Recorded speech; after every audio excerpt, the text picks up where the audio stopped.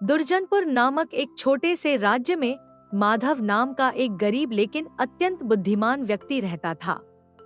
वह ईमानदारी और संतोषी स्वभाव के लिए पूरे गांव में जाना जाता था। उसकी दुनिया बहुत छोटी थी, बस उसकी पत्नी और वह, लेकिन उनके बीच प्रेम और अपनापन अपार था। इन दिनों माधव की पत्नी गर्भवती थी।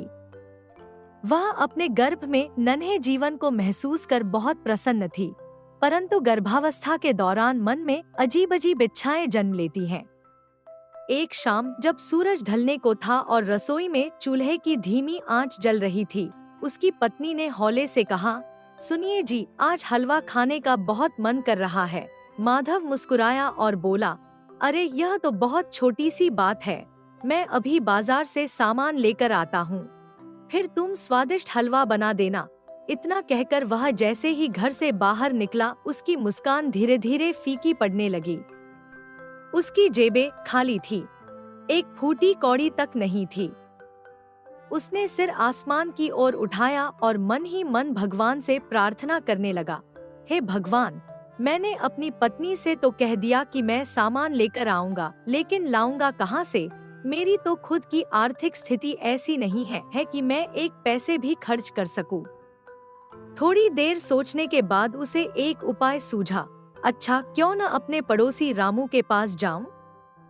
वह दिल का अच्छा आदमी है, शायद कुछ पैसे उधार दे दे। यह सोचकर वह तेजी से रामू के घर की ओर बढ़ गया। गर्मी की हल्की तपिश में माधव धीरे धीरे चलते हुए अपने पड़ोसी रामू के घर पहुंचा। घर क्या था, एक साधारण मिट्टी की दीवारों वाला मकान, जिसके सामने एक पुराना सा खाट पड़ा था। रामू वहीं बैठा बीड़ी सुलगा रहा था। जैसे ही उसने माधव को आते देखा, उसने मुस्कुराकर कहा, अरे माधो, आओ आओ, क्या हालचाल है भाई? माधव ने चेहरे पर हल्की सी मुस्कान बिखेरते हुए कहा, सब कुशल मंगल है भाई, भाभी कैसी हैं? रामू ने हंसते हुए जवाब दिया, बस भाई, जैसे तुम हो वैसे हम भी हैं। वही रोज की जिंदगी, वही संघर्ष। मगर क्या करें, जिंदगी तो चलानी ही है। माधव ने थोड़ा संकोच करते हुए अपनी बात रखी, भाई, असल में मैं तुमसे एक मदद मांगने आया हूँ। थोड़े पैसे उधार चाहिए थे, बाद में चुका दूंगा। घर में कुछ सामान की जरूरत थी, खासकर हलवा बनाने के लिए। रामू के चेहरे का हाव भाव तुरंत बदल गया। वह मन ही मन सोचने लगा, अरे यह माधव तो खुद ही गरीब है, यह क्या उधार चुकाएगा? अगर इसे कुछ पैसे दे भी दिए तो वापस मिलने की उम्मीद तो छोड़नी ही पड़ेगी। थोड़ी देर चुप रहने के बाद रामू ने लंबी सांस ली और झूठ-मूठ दुखी स्वर में कहा, भाई, तुम बहुत ही बुरे वक्त में आए हो। क्या बताऊं, मैं भी तुम्हारी ही तरह परेशान हूँ। इस समय मेरा हाथ बहुत तंग चल रहा है। हालत ऐसी है कि आज तुम्हारी भाभी का भी कुछ मीठा खाने का दिल था, मगर मेरे पास एक फूटी कोड़ी भी नहीं कि बाजार से कुछ ला सकूं। माधव ने हल्का सिर झुकाया और उदासी भरी आवाज में कहा, अच्छा भाई, कोई बात नहीं, मैंने बेवजह ही तकलीफ दे दी, अब मैं चलता हूँ। माधव जैसे ही जाने को मुड़ा, तभी अचानक रामू के घर के भीतर से उसकी पत्नी की तेज आवाज आई, अजी सुनते हो, खीर बनकर तैयार है, जल्दी से आ जाइए। रामू हड़बड़ा गया, उसके चेहरे का रंग उड़ गया, लेकिन वह तुरंत संभलते हुए झूठी मुस्कान के साथ बोला, अरे भाई, लगता है भाभी ने खिचड़ी बना ली है।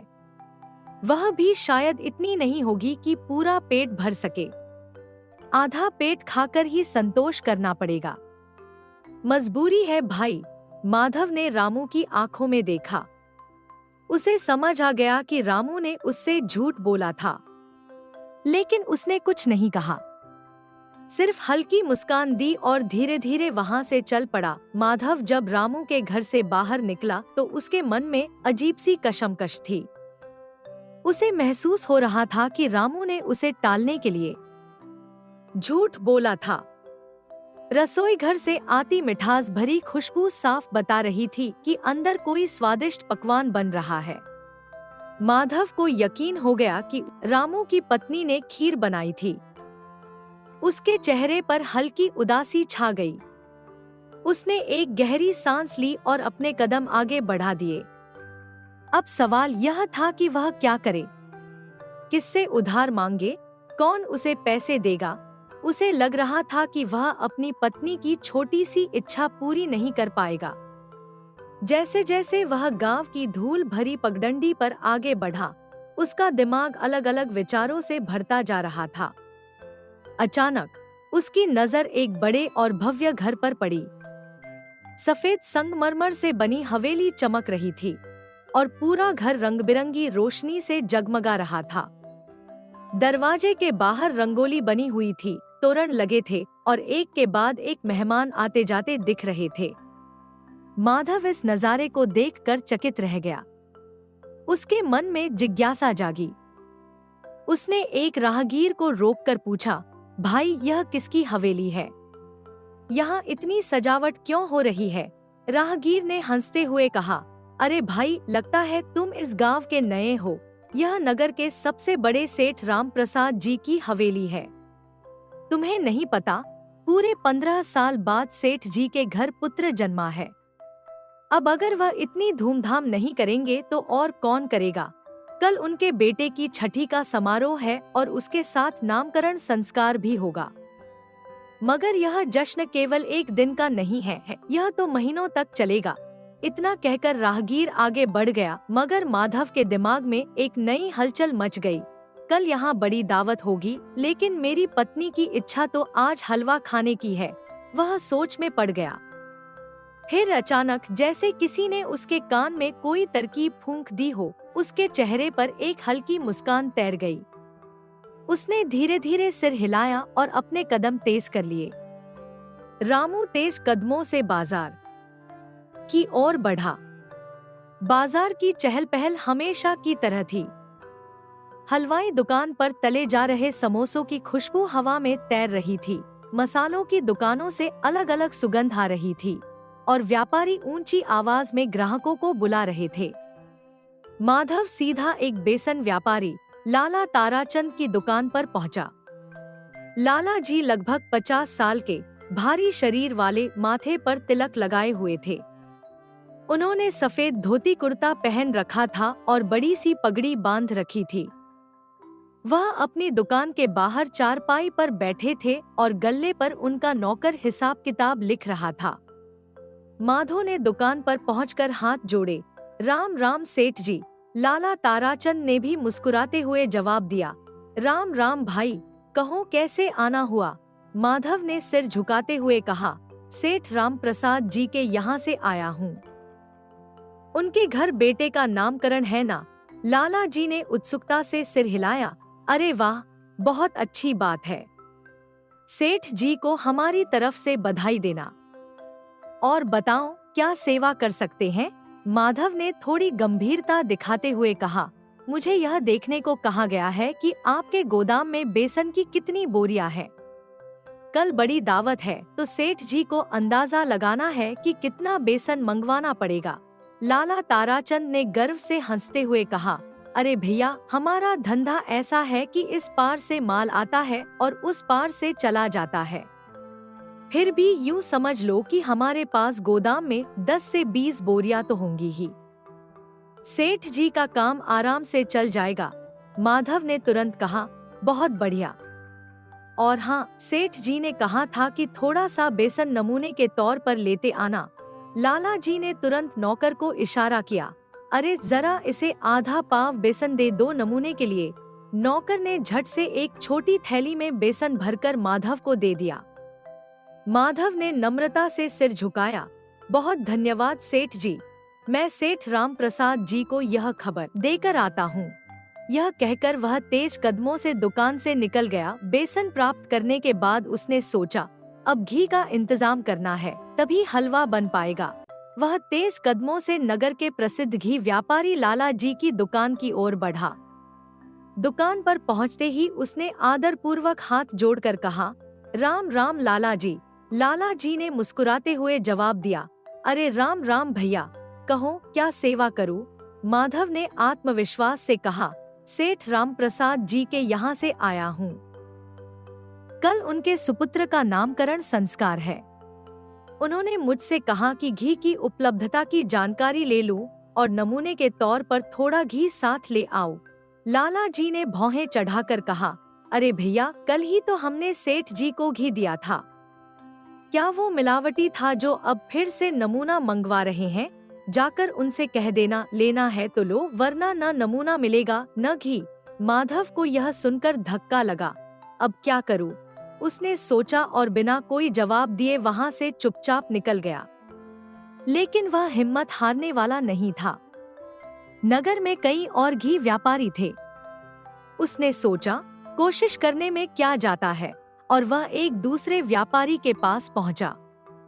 वहां पहुंचकर उसने फिर से वही बातें दोहराईं। राम राम सेठ जी, सेठ राम प्रसाद जी के यहाँ से आया हूँ। उनके सुपुत्र का नामकरण है और वे घी लेना चाहते हैं। उन्होंने कहा है कि नमूने के तौर पर थोड़ा सा घी लेते आओ।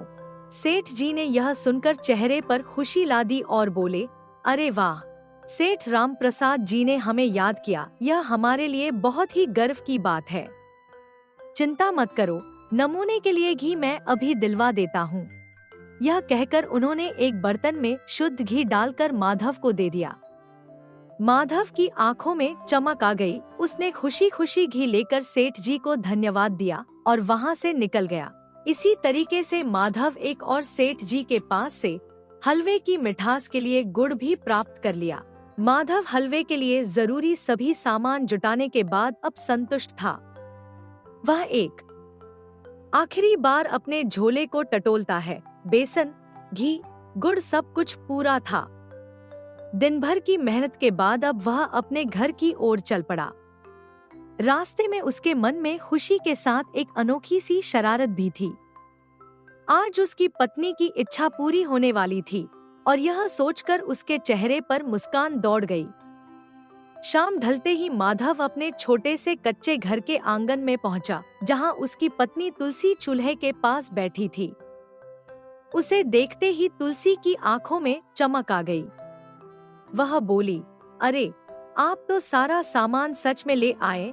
मैं तो सोच रही थी कि बस मन में ही रह जाएगी मेरी ये इच्छा। माधव ने मुस्कुराते हुए झोला उसके हाथ में थमाया और गर्व से बोला, तू सिर्फ हलवा बना, मैं जानता था कि तेरी खुशी के लिए कुछ भी करना पड़े तो करना चाहिए। तुलसी खुशी खुशी चूल्हा जलाने लगी। उसने झटपट कड़ाही चढ़ाई, घी डाला, फिर धीरे धीरे आटे को भूनने लगी। जैसे जैसे आटे की खुशबू आंगन में फैलने लगी, वैसे वैसे माधव के चेहरे पर संतोष की लकीरें गहरी होती गई।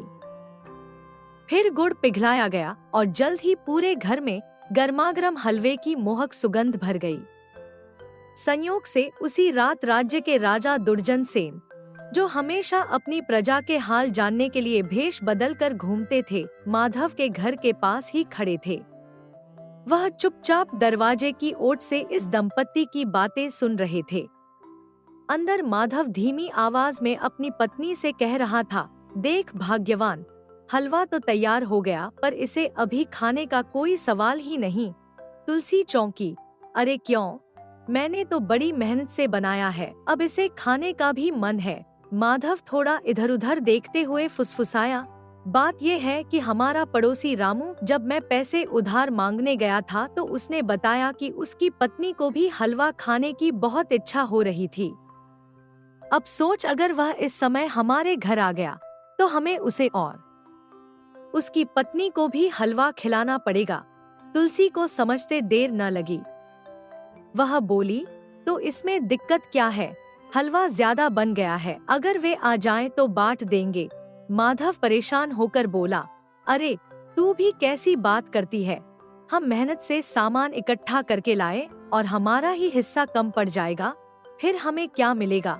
उसकी पत्नी मुस्कुराई, खुशी मिलेगी। लेकिन माधव अपनी ही धुन में था, नहीं नहीं, ऐसा नहीं चलेगा। हमें आज हलवा अकेले ही खाना है, बिना किसी को बताए, बिना किसी को खुशबू तक लगने दिए। फिर उसने एक और अजीबोगरीब सुझाव दिया, हम दियाबाती नहीं जलाएंगे, पूरा घर अंधेरे में रखेंगे ताकि किसी को पता ही न चले कि हमने हलवा बनाया है। जो न देखेगा वह मांगेगा भी नहीं। तुलसी पहले तो हंस पड़ी, फिर बोली, अजी आप भी ना। कोई चाहे या न चाहे, जो चीज जितनी छिपाई जाती है उसकी महक उतनी ही तेज फैलती है। उधर दरवाजे के पास खड़े राजा दुर्जन सेन यह सब सुनकर गंभीर हो गए। उन्होंने सोचा, कैसा विचित्र संसार है, गरीब होकर भी लोग दूसरों के साथ बांटने की बजाय खुद के लिए बचाने में लगे हैं। राजा की आंखों में एक हल्की चमक आई। उन्होंने तय कर लिया कि माधव को एक ऐसा सबक सिखाना होगा जिससे उसे जीवन भर यह याद रहे कि असली खुशी अकेले खाने में नहीं, बल्कि बांटने में है। रात गहरी हो चुकी थी, चारों ओर सन्नाटा पसरा था। माधव और उसकी पत्नी तुलसी ने अपनी योजना के अनुसार घर का दिया बुझा दिया और अंधेरे में बैठकर हलवा खाने लगे। गर्म गर्म हलवे की मिठास और घी की सुगंध से उनका मन प्रसन्न था। दोनों धीरे धीरे स्वाद ले लेकर हलवे का आनंद उठा रहे थे, लेकिन उन्हें इस बात का जरा भी अंदाजा नहीं था कि कोई और भी उनके साथ इस स्वादिष्ट हलवे का आनंद ले रहा था। राजा दुर्जन सेन, जो अब तक चुपचाप उनकी बातचीत सुन रहे थे, अंधेरे का फायदा उठाकर बिना कोई आवाज किए उनके साथ बैठ गए और बिना किसी झिझक के हलवा खाने लगे। हलवा इतना स्वादिष्ट था कि राजा भी खुद को रोक नहीं पाए। माधव और तुलसी दोनों अपने अपने हिस्से का हलवा बड़े आनंद से खा रहे थे, लेकिन उन्हें नहीं पता था कि उनके हिस्से का एक बड़ा भाग कोई और भी खा रहा है। कुछ ही देर में माधव को महसूस हुआ कि हलवा तो बहुत जल्दी खत्म हो गया। वह थोड़ा चौंका और बोला, अरे हलवा इतनी जल्दी कैसे खत्म हो गया? मैंने तो सोचा था कि हम इसे आराम से बैठकर खाएंगे। तुलसी भी हैरान रह गई। उसने कहा, हाँ सच में, इतना जल्दी कैसे खत्म हो गया? कहीं हमने ज्यादा तो नहीं खा लिया? माधव को कुछ अजीब लगा।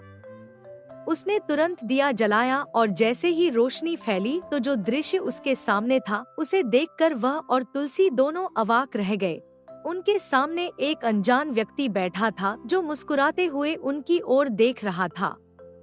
माधव घबरा गया और तुरंत बोल उठा, अरे तुम कौन हो? हमारे घर में क्या कर रहे हो? राजा दुर्जन सेन ने हल्की हंसी के साथ उत्तर दिया, मैं तुम्हारा मेहमान हूँ। हलवा सच में बहुत स्वादिष्ट था। तुम्हारी पत्नी ने इसे बहुत बढ़िया बनाया है। यह लो मेरी तरफ से एक छोटा सा उपहार। राजा ने अपने वस्त्रों में से एक कीमती सिक्का निकालकर माधव की ओर बढ़ाया। माधव ने सिक्के को हाथ में लेते हुए राजा की ओर देखा और दृढ़ स्वर में कहा, नहीं भाई, अभी तुमने खुद ही कहा कि तुम हमारे मेहमान हो और हमारे यहाँ मेहमानों को कुछ खिलाने के लिए कोई कीमत नहीं ली जाती। पर हाँ, एक बात का जरूर अफसोस रहेगा कि तुमने बिना हमें बताए हलवा खा लिया, जिससे मेरी पत्नी के हिस्से में कम पड़ गया। मैंने बहुत मुश्किल से कुछ इंतजाम करके हलवा बनाने का सामान जुटाया था। राजा माधव की सादगी और ईमानदारी से बहुत प्रभावित हुए। उन्होंने सोचा कि इस गरीब इंसान के पास भले ही अधिक धन न हो, लेकिन आत्मसम्मान और सच्चे संस्कारों की उसमें कोई कमी नहीं है। उन्होंने मन ही मन निर्णय लिया कि इस नेक आदमी को उचित इनाम देना चाहिए। माधव और तुलसी अब भी राजा की ओर आश्चर्य से देख रहे थे, यह जाने बिना कि उनके सामने बैठा व्यक्ति कोई साधारण व्यक्ति नहीं, बल्कि स्वयं उनका राजा है। माधव राजा की बात सुनकर आश्चर्य में पड़ गया। उसे यकीन नहीं हो रहा था कि एक अजनबी, जिसने उसके साथ बिना परिचय दिए हलवा खाया था, अब उसकी मदद करने की बात कर रहा है। राजा ने मुस्कुराते हुए कहा, तो माधव, जरा मुझे बताओ कि तुमने हलवा बनाने के लिए सारा सामान कैसे जुटाया? माधव ने बिना किसी झिझक के अपनी पूरी कहानी राजा को सुना दी। कैसे उसने बेसन, घी और गुड़ का इंतजाम किया, कैसे उसने अपनी चतुराई से दुकानदारों को अपनी बातों में फंसाया और कैसे उसकी पत्नी की इच्छा पूरी करने के लिए उसने हर संभव कोशिश की। राजा उसकी ईमानदारी और चतुराई से बेहद प्रभावित हुआ। वह हंसते हुए बोला, माधव, सच में तुम बहुत अनोखे व्यक्ति हो। तुम्हारी बुद्धिमानी और सरलता मुझे बहुत पसंद आई। लेकिन अब तो सारा हलवा खत्म हो गया और मैं तो बस मजाक में ही तुम्हारे हिस्से में आ गया। अब न तुम्हारे पास हलवा बचा, न तुम मुझसे मेरी दी हुई स्वर्ण मुद्राएं लेना चाहते हो। किंतु माधव, अब जब मैंने तुम्हें मित्र कहा है तो एक मित्र होने के नाते मेरी एक बात मानो। माधव राजा को सवालिया निगाहों से देखने लगा। राजा ने गंभीर स्वर में कहा, कल सुबह राजमहल आना। महाराज दुर्जन सेन तुम्हारी अवश्य सहायता करेंगे। इतना कहकर राजा ने माधव के कंधे पर दोस्ताना थपकी दी और अंधेरे में ही वहां से निकल गया। अगली सुबह माधव की पत्नी तुलसी ने उसे तैयार होते देखा और बोली, सुनो जी, आज आप पहली बार राजमहल जा रहे हैं। क्या खाली हाथ जाना ठीक रहेगा? महाराज के लिए कोई भेंट तो ले जानी चाहिए। माधव ठहाका मारकर हंसा, भाग्यवान, हमारे पास है ही क्या जो हम महाराज को भेंट में दें। तुलसी मुस्कुराते हुए बोली, आप चिंता मत कीजिए, हमारे पास कुछ न कुछ तो अवश्य है। माधव चकित होकर अपनी पत्नी को देखने लगा। तुलसी ने हंसते हुए कहा, याद है, परसों मैंने एक कबूतर पकड़ा था, उसे पालतू बनाने के लिए मैंने उसके पंख काट दिए थे। जब आप मजदूरी करने के लिए बाहर जाते हो तो मैं दिन भर अकेली रहती हूँ। सोचा था कि उस कबूतर के साथ अपना मन बहला लिया करूंगी। फिर उसने धीरे से कहा, मगर अब मैं सोचती हूँ कि यही कबूतर महाराज को उपहार में दे देना चाहिए।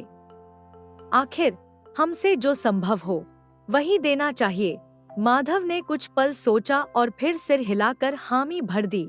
ठीक है, यह भी अच्छी बात होगी, कम से कम खाली हाथ तो नहीं जाएंगे। फिर उसने पिंजरे में रखे उस छोटे से कबूतर को देखा जो फड़फड़ा रहा था। उसे यह विचार अजीब जरूर लगा, लेकिन तुलसी की बात उसे सही भी लगी। कबूतर को लेकर अपने साधारण से कपड़ों में माधव आत्मविश्वास के साथ राजमहल की ओर चल पड़ा। दूसरी ओर राजमहल की भव्य सभा में उस दिन एक अजीब सा तनाव फैला हुआ था। महाराज दुर्जन सेन अपने सिंहासन पर गंभीर मुद्रा में बैठे थे जब एक पहरेदार ने आकर सूचना दी, महाराज की जय हो, एक राजदूत आपसे मिलने की इच्छा रखता है। राजा ने भौहें चढ़ाई और आदेश दिया, उसे अविलंब हमारे समक्ष प्रस्तुत किया जाए। कुछ ही क्षणों में एक प्रभावशाली व्यक्तित्व वाला राजदूत दरबार में प्रविष्ट हुआ। वह लंबा, सौम्य और आत्मविश्वास से भरा हुआ था। उसके चेहरे पर एक रहस्यमय मुस्कान थी, मानो वह पहले ही जानता हो कि दरबार में क्या हलचल मचने वाली है। महाराज की जय हो, राजदूत ने गर्व से कहा, मैं बहादुरगढ़ के प्रतापी सम्राट का संदेशवाहक हूँ। हमारे महाराज ने आपके लिए एक विशेष संदेश भेजा है, परंतु यह कोई साधारण संदेश नहीं, बल्कि एक संकेत है जिसे आपको स्वयं समझना होगा और उसका उत्तर देना होगा। राजा ने अपनी गहरी आंखों से राजदूत को देखा और बोले, हमें संदेश दिखाओ। राजदूत मुस्कुराया और धीरे धीरे आगे बढ़ा। उसने फर्श पर एक गोल घेरा बना दिया और उसके चारों ओर गेहूं के कुछ दाने बिखेर दिए। फिर वह राजा की ओर मुड़ा और बोला, महाराज, यही संदेश है। अब आप बताइए, इसका क्या उत्तर देना चाहते हैं? दरबार में सन्नाटा छा गया। सभा में उपस्थित हर व्यक्ति आश्चर्यचकित था। यह संकेत क्या दर्शा रहा था? क्या यह युद्ध की कोई गूढ़ चेतावनी थी या कोई कूटनीतिक संदेश? राजा दुर्जन सेन ने ध्यान से उस घेरे और गेहूं के दानों को देखा। उनकी भौहें सिकुड़ गईं। उन्होंने अपने महामंत्री चंद्रभान की ओर देखा और गंभीर स्वर में कहा, महामंत्री जी, इस संकेत का अर्थ क्या हो सकता है? क्या आप इसे समझ सकते हैं? महामंत्री चंद्रभान, जो अपनी बुद्धिमत्ता और चतुराई के लिए प्रसिद्ध थे, कुछ क्षणों तक ध्यानपूर्वक उस आकृति को देखते रहे। फिर उन्होंने अपनी आंखें बंद की, गहरी सांस ली, लेकिन जब उन्होंने पुनः राजा की ओर देखा तो उनके चेहरे पर असमंजस की छाया थी। महाराज, उन्होंने निराश स्वर में कहा, मुझे क्षमा करें। बहादुरगढ़ के राजा का यह संकेत मेरी समझ से परे है। दरबार में अचानक हलचल मच गई। मंत्रियों के चेहरे पर चिंता की लकीरें उभर आईं। सेनापति, विद्वान और दरबारी एक दूसरे की ओर देखने लगे। पूरे राज दरबार में गहमागहमी का माहौल था। राजा दुर्जन सेन अपने सिंहासन पर गंभीर मुद्रा में बैठे थे। उनके चेहरे पर चिंता की गहरी लकीरें स्पष्ट दिखाई दे रही थी। दरबार के सभी मंत्रीगण और दरबारी सांस रोके खड़े थे, लेकिन किसी के पास भी बहादुरगढ़ के राजा द्वारा भेजे गए सांकेतिक संदेश का कोई उत्तर नहीं था। उसी समय राजमहल के द्वार पर एक सैनिक ने आकर घोषणा की, महाराज, माधव नामक एक व्यक्ति आपसे मिलने आया है। राजा ने मुस्कुराकर कहा, उसे आदरपूर्वक अंदर लाया जाए। जैसे ही माधव दरबार में प्रविष्ट हुआ, उसने सम्मानपूर्वक राजा को प्रणाम किया।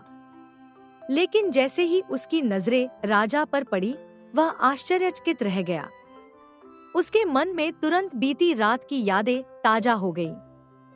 वह समझ गया कि यही राजा दुर्जन सेन थे, जो पिछली रात भेष बदलकर उसके घर आए थे और उसके साथ हलवा खा गए थे। माधव ने आदरपूर्वक कहा, महाराज, मुझे बड़ी प्रसन्नता हुई कि आपने मुझे पहचान लिया। यह मेरे लिए बहुत बड़ा सम्मान है। मैं क्षमा चाहता हूँ कि कल रात मैं आपको पहचान नहीं पाया। यदि अनजाने में कोई भूल हुई हो तो कृपया नादान समझकर क्षमा कर दें। राजा ने मुस्कुराते हुए कहा, मित्र, क्षमा तो हमें मांगनी चाहिए। राजा होकर भी हम तुम्हारी और तुम्हारी पत्नी की इच्छा में बाधक बन गए। लेकिन यह बताओ, तुम्हारा हालचाल कैसा है? राजा और माधव की इस अनौपचारिक बातचीत को सुनकर दरबार में उपस्थित सभी मंत्री और दरबारी हैरान थे। वे आश्चर्यचकित थे कि एक साधारण व्यक्ति को राजा इतनी आत्मीयता और सम्मान क्यों दे रहे हैं। माधव ने राजा के चेहरे पर छाई चिंता को देख लिया। वह सहजता से बोला, महाराज, आपको देखकर प्रतीत होता है कि आप किसी गहरी चिंता में हैं। यदि आप चाहें तो अपनी परेशानी मुझसे साझा कर सकते हैं। हो सकता है कि किसी न किसी रूप में मैं आपकी सहायता कर सकूं। राजा दुर्जन सेन ने थोड़ी देर तक माधव को देखा। फिर उन्होंने गहरी सांस ली और कहा, मित्र, तुम्हारी सरलता और समझदारी को देखकर मैं तुम पर विश्वास करता हूँ। बहादुरगढ़ के राजा ने हमें एक सांकेतिक संदेश भेजा है, लेकिन हमारे दरबार के सभी विद्वान और मंत्री मिलकर भी इसका उत्तर नहीं ढूंढ पा रहे हैं। इसके बाद राजा ने उस संदेश को विस्तार से माधव को समझाया और फर्श पर बने गोल घेरे की ओर इशारा किया, जिसके चारों ओर गेहूं के दाने बिखरे हुए थे। माधव कुछ क्षणों के लिए सोच में पड़ गया। फिर उसने मुस्कुराकर कहा, महाराज, यदि आप आज्ञा दें तो मैं इसका उत्तर दे सकता हूँ। राजा ने उत्सुकता से कहा, मित्र, यदि तुम इस गूढ़ संदेश का उत्तर दे पाए तो हम जीवन भर तुम्हारे ऋणी रहेंगे। माधव ने अपने साथ लाए पिंजरे से एक कबूतर निकाला और उसे धीरे से उस घेरे के बीच में छोड़ दिया। दरबार में सभी लोग आश्चर्य से देख रहे थे।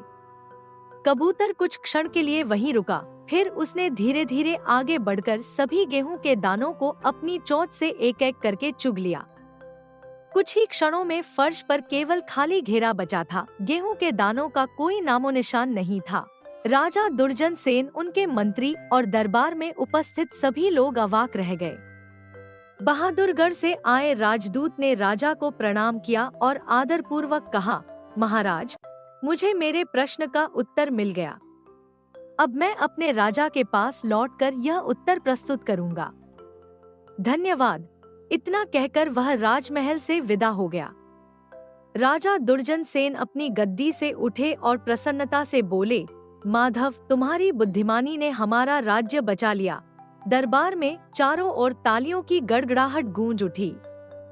सभी मंत्री और दरबारी माधव की चतुराई की प्रशंसा करने लगे। राजदूत के जाने के बाद राजा दुर्जन सेन ने मुस्कुराते हुए माधव की ओर देखा और बोले, मित्र, एक बात बताओ, तुम यह कबूतर किस उद्देश्य से लाए थे? माधव ने विनम्रता से उत्तर दिया, महाराज, यह कबूतर आपके लिए एक छोटा सा उपहार था। मेरी पत्नी ने कहा था कि जब पहली बार राजा के दर्शन के लिए जाऊं तो खाली हाथ नहीं जाना चाहिए, इसलिए मैंने यह कबूतर आपके लिए लाया था। लेकिन मुझे खुशी है कि यह केवल एक उपहार नहीं रहा, बल्कि आपकी परेशानी का हल भी बन गया। राजा ने प्रसन्न होकर कबूतर को अपने हाथों में लिया और कहा, मित्र, यह तो सच में एक बहुमूल्य उपहार बन गया है। उन्होंने स्नेहपूर्वक माधव की ओर देखा और आगे पूछा, अब एक और बात बताओ, तुमने बहादुरगढ़ के राजा के संदेश का क्या अर्थ निकाला और जो उत्तर तुमने दिया वह कैसे उपयुक्त था? माधव ने विनम्रतापूर्वक उत्तर दिया, महाराज, यह बहुत साधारण सी बात थी। बहादुरगढ़ के राजा ने इस गोल घेरे को आपके राज्य का प्रतीक मानकर संकेत दिया था कि उनकी सेना आपके राज्य को चारों ओर से घेरने वाली है। मैंने कबूतर को इस घेरे के बीच में छोड़ा, जिसने बिना रुके चारों ओर बिखरे गेहूं के दानों को चट कर लिया। इसका अर्थ यह था कि हमारी सेना इतनी बलशाली है कि वह उनकी सेना को इन गेहूं के दानों की तरह खत्म कर सकती है। माधव की चतुराई और बुद्धिमानी से राजा अत्यंत प्रभावित हुए। उन्होंने पूरे दरबार में गर्व से घोषणा की, शाबाश मित्र, तुम्हारी बुद्धिमत्ता ने हमें प्रसन्न कर दिया। ऐसे योग्य व्यक्ति हमारे दरबार में अवश्य होने चाहिए। आज से हम तुम्हें अपना विशेष सलाहकार नियुक्त करते हैं। राजा की यह घोषणा सुनकर दरबार में हर्ष की लहर दौड़ गई।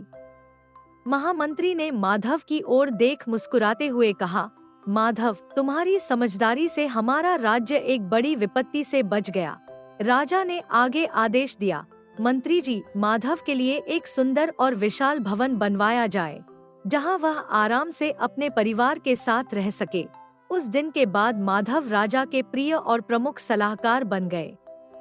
उन्होंने अपनी सूझबूझ और सरलता से राज्य के कई महत्वपूर्ण मामलों में राजा की सहायता की। अब वह पहले की तरह एक साधारण व्यक्ति नहीं रहे, बल्कि अपनी बुद्धिमानी से पूरे राज्य में सम्मान और प्रतिष्ठा प्राप्त कर चुके थे। दोस्तों, अगर आपको वीडियो अच्छी लगी हो तो जाने से पहले प्लीज इस वीडियो को लाइक और चैनल को सब्सक्राइब करते हुए जाइए। और हाँ, कमेंट में लिखकर जरूर बताएं कि आपको वीडियो कैसी लगी। धन्यवाद। हंसते रहिए, मुस्कुराते रहिए, लाइफ में मोटिवेटेड रहिए।